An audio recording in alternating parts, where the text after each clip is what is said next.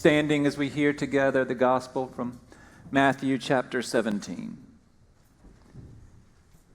6 days later, Jesus took with him Peter and James and his brother John and led them up a high mountain by themselves. And he was transfigured before them, and his face shone like the sun, and his clothes became dazzling white. Suddenly there appeared to them Moses and Elijah, talking with him. Then Peter said to Jesus, "Lord, it is good for us to be here. If you wish, I will make 3 dwellings here, one for you, one for Moses, one for Elijah." While he was still speaking, suddenly a bright cloud overshadowed them, and from the cloud a voice said, "This is my Son, the beloved, with whom I am well pleased. Listen to him." When the disciples heard this, they fell to the ground and were overcome by fear. But Jesus came and touched them, saying, "Get up and do not be afraid." And when they looked up, they saw no one except Jesus himself alone. As they were coming down the mountain, Jesus ordered them, "Tell no one about this vision until after the Son of Man has been raised from the dead." This is the word of God for the people of God. Thanks be to God. You may be seated.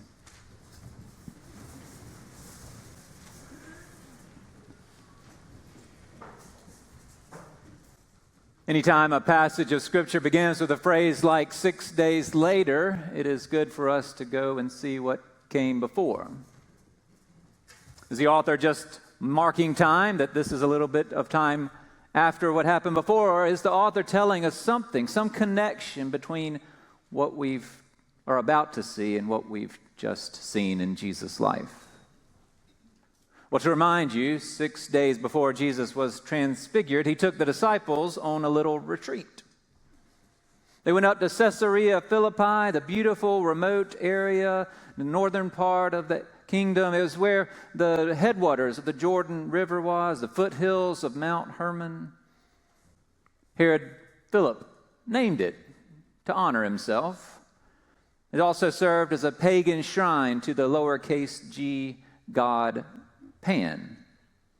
It was there, away from the growing crowds, in a place that paid tribute to Pan and a political figure, that Jesus asked the disciples, "Who do people say that I am?"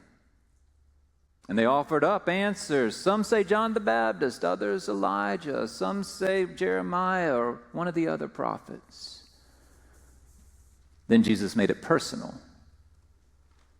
"But what about you? Who do you say that I am?" And Peter got it right. "You're the Messiah, the Son of the living God." And the earth shook, and the throne descended from the heavens, and the signs with Philip's and Pan's names on them eviscerated on the spot and replaced by a neon sign, bright yet tasteful, that said, "Jesus Town." Actually, that's not quite how it went. Jesus commended Peter for his understanding, for knowing who Jesus is. And then he called Peter the rock upon which he would build his church. And then he began to tell the disciples how it would go for the Messiah. No easy throne appearing for Jesus. No immediate shift where whole swaths of people drop their religious or political affiliations. No human tactics used to dominate others. Instead, well, it would be the total opposite. Jesus would go to Jerusalem and undergo great suffering at the hands of the elders and the chief priests and the scribes and be killed. And on the 3rd day be raised. Peter did not like that. He told Jesus that must never happen. Jesus didn't like that. He told Peter he had set his mind on the wrong things. And then he told Peter and all of the disciples, "It won't just be me. If any wish to come after me, let them deny themselves and take up their cross and follow me. For those who want to save their life will lose it, and those who lose their life for my sake will find it. And you had better believe that little conversation 6 days earlier was still on Peter and James and John's mind when they went up that high mountain with Jesus. And maybe now you see why Peter was ready to throw a welcome party for Elijah and Moses, encouraging them to stay a while, linger with Jesus. You guys need to talk. Maybe Moses and Elijah could talk some sense into Jesus. Maybe they could hatch a better plan. Mr. Law and Mr. Prophet guiding Mr. Messiah. They could come up with something better than Jesus suffering and dying and his people having to take up their own crosses too. I mean, Jesus was shining brightly like Moses, dazzling white, an indication to all that God was with him. What could he not do? When Moses shined like that, people couldn't even look at him. But the disciples were able to look at Jesus. And if they were able to look at this bright, shining Jesus, then others will be able to too. And if others will be able to see him, they'd know that God was with him and they wouldn't harm him, right? This could be our chance.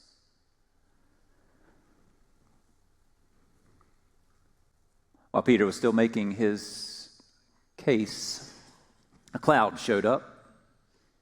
Bible for God was there. And a voice from the cloud spoke, saying, "This is my Son, the beloved. With him I am well pleased." Something the Father had said at Jesus' baptism, only this time having interrupted Peter, the fast talking, "I have a better way than you, Jesus."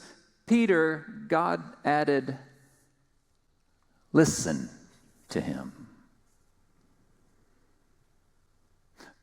With all the, "I have an idea for you, Jesus. Here's the way things should go, Jesus. You don't have to suffer. Let me show you how to do it. You can cause suffering for others and protect yourself, Jesus. Let's skip the pain and get right to the triumph, Jesus." God says, excuse me. This is my Son. Listen to him. Which knocked the disciples to the ground. Overshadowed by a cloud, the presence of God, they were now overcome by fear of a God who had high demands. Maybe they remembered how God appeared to the Israelites in the cloud, what looked, according to the book of Exodus, like a devouring fire, and how Moses spent 40 days and 40 nights in it. And how the Israelites were so afraid to go near that cloud, so afraid of the God who was in that cloud, that they said to Moses, "You speak to us and we will listen, but do not let God to speak to us or we will die." Maybe they thought Jesus was taking them back to that. Maybe they remembered that while Moses was in the cloud with God, the people of Israel grew so impatient that they made calves of gold for themselves because they wanted some help to get them through the wilderness. And if it wasn't going to be the divine, then maybe it could be something divine-ish. Maybe they remembered how that angered God. And knowing their own desires for some other way, some human dominating like the warriors around them way, some easier for us, too bad for them way of ushering in the Messiah's kingdom, that might anger God too. So they trembled on the ground, overcome with fear. It wasn't just fear as in respect.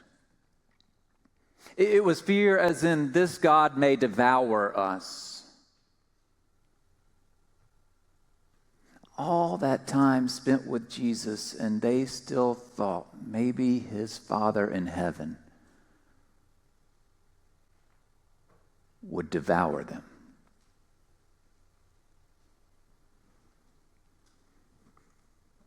I've never been afraid like that. I've never experienced God as a devouring fire. I've had great regret over sin, great sadness over knowing I disappointed God. I recognize that there are times in my life when I want to leave my cross behind and convince Jesus of easier paths. But I've never been that afraid. I thank God. I've never been that afraid. I have had fears, though. Fears that brought me to my knees. Sometimes literally, more often metaphorically. More often metaphorically because when I've been most afraid, it has affected my sleep. And so there, lying in my bed, on my back, not my knees, I fixate on what I want different, what I think should be different, what I fear will happen if the different doesn't come. I get up the next morning, go out, still in a daze, still wondering, still thinking, still praying, still fixated on the harm that might come if the thing doesn't change that I think needs changing. Maybe you know that feeling. Maybe some of you bring that feeling into this place this morning. Maybe you're experiencing something similar, like the job that you and your family were relying on, suddenly gone. Or the relationship that you are counting on to take you through the rest of your life, somehow now feeling shaky, threatened. Or you're caught in those days between the tests and the follow-up appointment. Those long days before you finally learn the diagnosis and plan. Or the child you love more than anything in this world. You have poured yourself into. You did all you knew to do. You're doing all you know to do, and she is still making decisions that are obviously harmful for her. He is still doing things that are obviously harmful for other people. Their future is being harmed, and you feel helpless. And the fear has driven you to your knees, awakened you in the middle of the night, overcome you like a devouring fire. You've done all the tricks you know to do, all the good methods that help put out that fire. You've taken it one day at a time. You've been rational about it. The odds are likely it'll turn out better than I am fearing. You're keeping a gratitude journal. You're exercising, eating better. You've put down the bottle. You're praying. You're visualizing. You're doing all of it. All the things that you and I should do so that you could rest better. But you're not.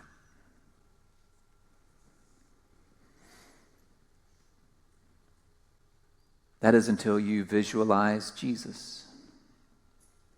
A transfigured Jesus, glowing brightly, showing God among us, reaching out to the disciples who are afraid of the God who may be demanding more than they want to give, afraid of the God and what is coming for Jesus and what might be coming for them, afraid and cowering. And Jesus walks up to them, walks up to you and touches them and touches you and says, "Get up.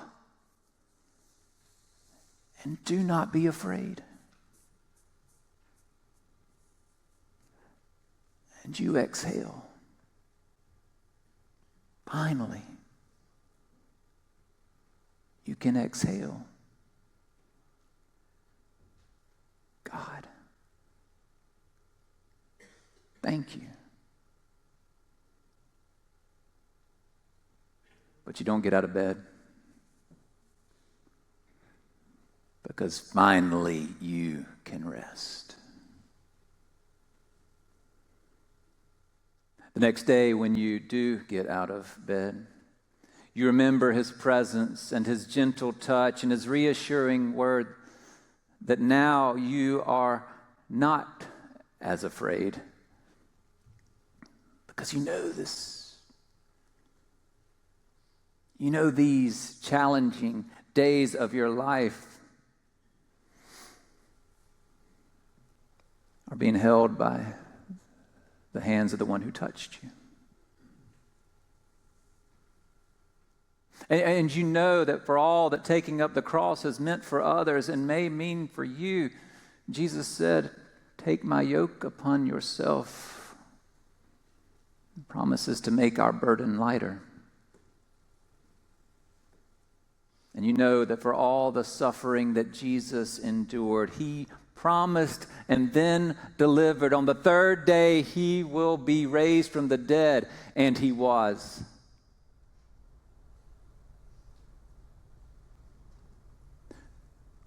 Fear had overcome the disciples.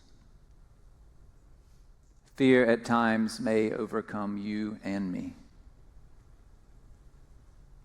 But the fear will be overcome by a touch and a reassuring word and a promise fulfilled. Get up. Do not be afraid. On the third day he was raised. And you will be too.